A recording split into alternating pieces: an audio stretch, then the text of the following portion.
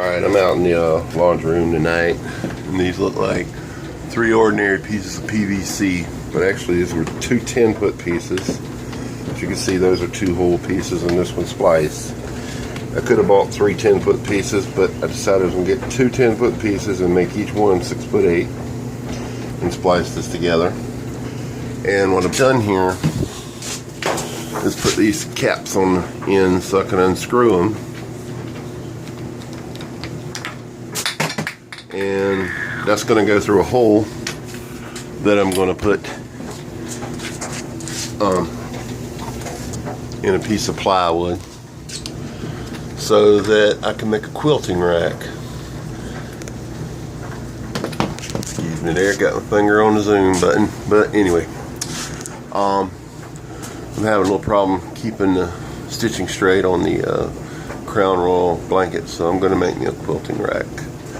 I'm going to make 2 end caps or end pieces that are, all these are going to go through and roll the blanket up on it, top, bottom, and batting will hang through the middle. And then that way I can put it on the sewing machine and keep it tight. I'll show you the ends when I get them made. I'm making the end parts on my quilt out of this acrylic sheet that I've had for a few years. I've cut it to 2 3/4 inch. Now I'm going to cut it to 16 inches long. Pop in some holes for the framing bars and a couple of slots for the tension straps. I'm going to do that so that you don't have to deal with the camera.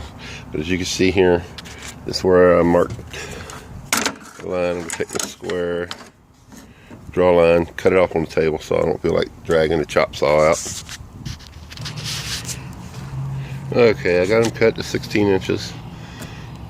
Now I need to find out. I'm going to use my Forstner bits, but they don't go this big, so I'm going to have to get a hole cutting saw, hole saw from a drill.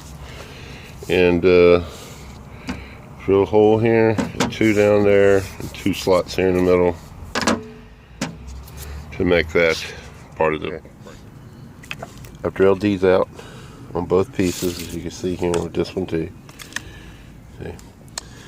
And that's like 1 1/4 inch hole for that pipe. Surprise, surprise.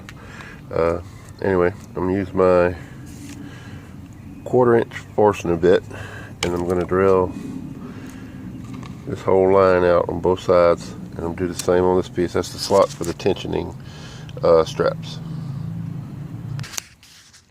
Okay. Oh shit. Not cool. I drilled the holes with my Forstner bit. Now I'm going to use my jigsaw to connect the dots and make a slot. Okay, I've got the slots cut. They ain't perfect. I'm going to take the Rotozip to them, the Dremel rotary tool, sand them down, sand the edges down, clean them up, and they'll be ready to use. And just to show you how I'm going to use them, they'll fit over like that, and you put the cap on there and tighten it down, and ready to go.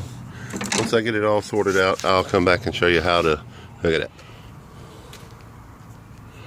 Okay, there they are. There's some rust stains on them because this was used for a tabletop for a little while on a metal frame. But anyway,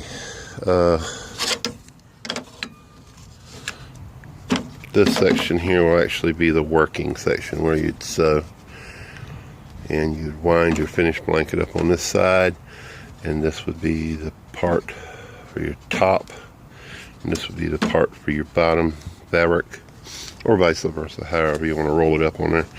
This is where you stick your straps through. You pin it to your fabric so you can tighten it up. And I took the torch to the edges and melted the corners down, and that also helped to seal any little cracks that may cause me problems down the road. I also sanded on the inside of all these cutouts. But when I get it all put together, I'll show you. I wanted to show you all this. I found this in my shop. I've had this a long time.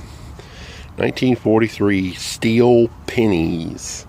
In 1943 they didn't make copper pennies because of the war. They needed copper for battleships and stuff. So they made pennies out of steel. And you can see, because of this one here, from the moisture being out in my shop, rusted. But it's 1943 wartime emergency issue from the San Francisco Mint. I just wanted to show you all that. I thought it was pretty cool. Talk to y'all later.